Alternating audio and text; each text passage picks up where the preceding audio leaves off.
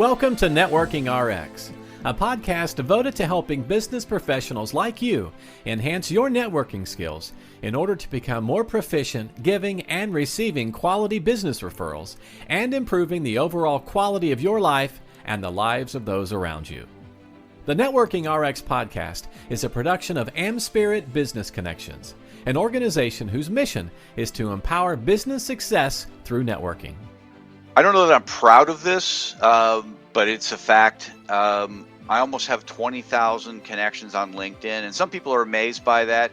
To be honest, I'm a little bit not embarrassed, but again, I'm not proud of it. And over the years, I've not interacted with the majority of them. I'm sure, certainly there have been hundreds, maybe thousands that I've had conversations with, whether on the phone or many in person. But when you're talking about 20,000 people, that's a lot of people. That's a lot of people, and I know there are people on there that I've never met before. When I got started on LinkedIn, that was kind of just back in 2007, 2008. That was kind of the game, right? You just connect with people, just connect. Be a lion, LinkedIn open networking. And, that just was a signal that just connect. I'll send me a request and I'll connect back. And there really was not a lot of communication. Like I said, I almost have 20,000 connections on LinkedIn. I think the limit is 30. My goal on LinkedIn is to never hit 20. I have been systematically just going through and uncoupling with people that I've never talked to, have no idea who they are, what it's about, or how we became connected. And then there are certain people who I'll get connected to, and they get real pitchy right out of the gate, and it's like, yeah, I don't need to be connected to this. So I'm being very judicious, if you will, about who I connect with. But there are people who will look at that 20,000 and they'll roll their eyes and sort of tisk at me and say, wow, that's stupid. It's a big waste of time to have all these connections, and they're only connected to people that they have met with face to face, people that they really know. And that's their strategy for connecting on LinkedIn. And that's certainly a fair opinion. I can never argue with somebody else's opinion, but I think there's probably there is a middle ground in there somewhere. Do I need to have 20,000? No, but I'm certainly better having 20,000 than having 20 or 200. Where that middle ground is I'm not really sure. And that's something we can certainly talk about. But there's this ongoing debate between quality of relationships and quantity of relationships, or quality of relationships and quantity of connections, I guess, is a better way to do it. What I want to quickly do is just share a story, and I've shared this on the podcast before, but this was in the book Atomic Habits. And then also there's another book, I need to look up the name of it, called Art and Fear. It was a story about a ceramic class, and a college level ceramic class. And the professor brought the students in and said, okay, we're going to grade people. We're going to grade people different this year. You people on the left hand of the class, I'm going to grade you on quantity, and you on the right hand of the class, I'm going to grade you on quality. And I might have those backwards, but at any rate, came in and said, half the class, you're the quantity class, the other half of the class, you're the quality class. The professor went on to explain that if you're on the quantity side of things, at the end of the semester, I'm going to weigh the number of pots you've done, the number of things you've produced. And if you have 50 pounds or more, you're going to get an A. And if it's only, 45 to 50, then you get a B. And there was a whole grading scale that the professor had. And he went to the quality side and he said, listen, I'm going to grade you on one pot and one pot only. Bring me your very best pot. And if it's perfect, you'll get an A. And then it would go down from there. However, it was measured. So the class went forward.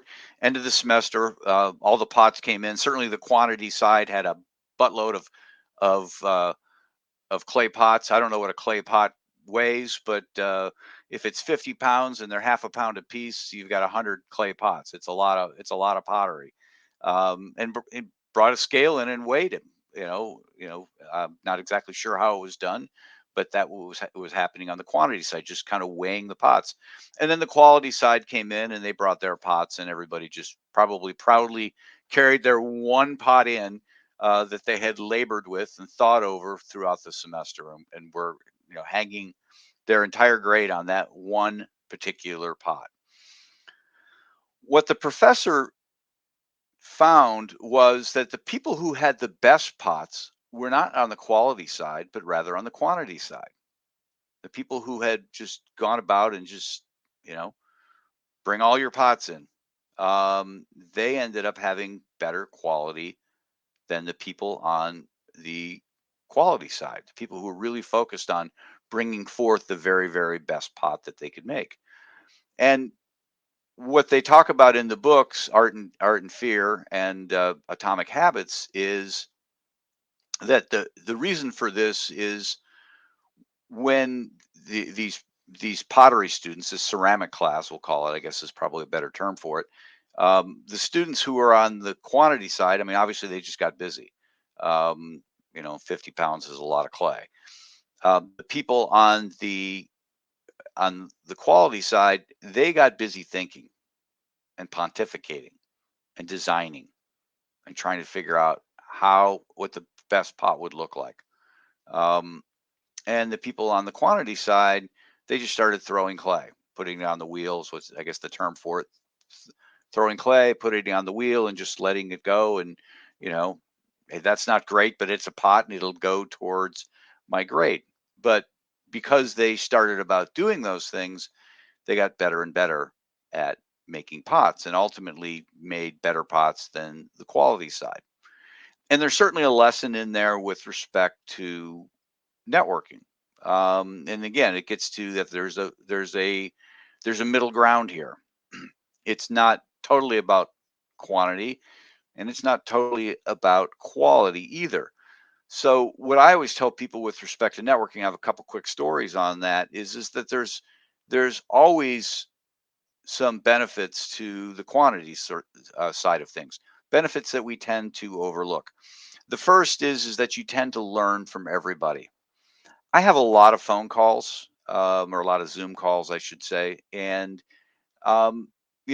often I will ask myself, okay, should I be on this call? And I generally go forward with it because somebody has introduced me, somebody sees something, maybe I can help somebody, whatever it might be. And so I generally go forward with the calls, and a lot of them end up going nowhere. But I find that with everybody I talk to, there's a little bit of information that I can come away with, whatever that might be. Information relative to maybe how I should be doing these lives, or piece of software, or just whatever it might be. And I don't necessarily act on everything, but I can take that little bit of information then, and maybe I'm parlaying it onto somebody I know and it's going to benefit them. Hey, I heard about this app, or I heard you could do this, or I heard you could do that. So with everybody I meet, um, there's a little bit of information that's coming to me, a little bit of knowledge, a little bit of insight, and those all those things tend to add up and make me more successful. Now, obviously, I can't bury my whole day in these calls where I'm picking up little bits of information, and I do try to be careful with overbooking myself on those sorts of things. I say that, and today is going to be a busy day of calls, and once a week, there's always one day where it's like, what did I do? And it's I haven't done it. People have just gotten on my calendar, and that's just how it worked out. Um, but I find that there's certainly learning with each of those. The second benefit of quantity versus the quality, the benefit of um, you know not being so particular about who you might talk to, is that you hone your skills when the stakes are lower. Um, and back to the pottery story, the stakes were never, for the quantity side, the stakes were never very high. just do a pod. And so you could get on there and you could make some mistakes, and it wasn't the end of the world, and you could relax and get better and better at it. And it's sort of the same thing with respect to networking. I was at a chapter of AmSpirit Business Connections recently, and the chapter is looking to grow. And um, I was sitting there listening to the chapter as they're kind of going through who they're trying to get, and they're trying to hone it down to, hey, here's the perfect this person or that person to refer or to invite into the chapter. And they're going round and round and really, accountant, what kind of accountant we're looking for, how big's the firm, and they're really just trying to. And I think there's a lot of value in this, and that they're trying to be very specific as to the type of person they want to have in their group. And those are the types of people they're going to talk to and invite. And one of the members asked me and said, if we do this, if we keep doing this, how much bigger do you think we'll be 3 months from now? And I told him, I said, I think you'll be the exact same size. And they kind of looked at me and they were shocked by that. And I said, I'm not trying to be mean, but I think you're overthinking. I think you're overthinking it. I think you're thinking so much into the type of person you want to have in your group, and you're going to be searching for that person, and inviting nobody else until you find that perfect person. Um, that when you when you finally get to that perfect person, you're going to be all thumbs inviting them. Whereas if you just get out and invite people to your group, or you just get out and get on Zoom calls and meet people, I find I learn things from everybody I talk to, but I also get more comfortable talking. I get more comfortable explaining what I'm about. I get more comfortable asking questions, and the stakes are not very high. And when I get with people where the stakes are high, I'm ready, because I've done it. I've done it dozens, hundreds, maybe thousands of times before. And I just, there's value in it. And so, I and I told the pottery story to this group. I said, listen, just invite people. Just invite people. Just get out there. Just network with people. Obviously, guard your time. Don't be silly about it. But don't overjudge people. Judge people on the front end, because you don't know where people, you know, who knows who. And that kind of leads into the third benefit of kind of the quantity approach with respect to networking and building relationships, is that it's never obvious who's the one person that you should talk to. I, you know, I would have no money if I were a betting person and betting on, oh, this person's going to be great or this person's going to be bad, because I'm totally surprised all the time. The people I think who are going to be game changers for me often disappoint me, and not in a bad way. I mean, they're not bad people. It's just it's just for whatever reason it just doesn't work out. And then the people that you might pass on, if you just had to look at them on paper, looked at their LinkedIn profile, really turn out to be great connections. It's kind of like the saying in marketing, and the saying in marketing is that 50% of your ad dollars are wasted, but you don't know what 50%. And it's the same thing with respect to networking. You know, half, whatever percent, maybe it's 90% of the people you talk to really aren't going to turn into great relationships, but you don't know what 90 or 50 or whatever the percentage is. You just have to talk to people.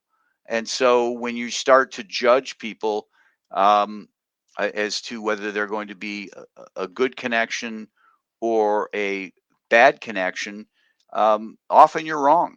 And if you're making, if you're going to be wrong 50% of the time, um, you're better just to take more shots, right? I mean, if you're trying to find more success, because there's really, I don't know that there's, I don't know that there's a way, a surefire way, for you to look at somebody's LinkedIn and say, yes, this is going to be a game changer. I don't think there is a way. I haven't found it yet, and I've talked to lots of people. Maybe other people have. But I have been totally and pleasantly surprised by people that um, I might have otherwise passed judgment on. and that they become great relationships, great, maybe not clients per se, but great connectors to people who are clients or prospective clients or podcast guests or whatever it is. So as you continue to network, don't get too fixated on the notion of quantity versus quality. Don't get so fixated on quality. There is a lot of benefit to taking advantage of playing the quantity game and getting out and connecting with lots of people. Thanks for joining us on the Networking RX podcast. Please put what you've learned into action today and let us know if you have questions, comments, or ideas for future topics. You can email them to us at podcast@amspirit.com. That's AmSpirit.com. Finally, so you never miss an episode, be sure to subscribe to the Networking RX podcast through iTunes, Overcast, or however you receive your podcasts. Now get out and network with someone. The Networking RX podcast is the copyright production of AmSpirit Business Connection. All rights reserved.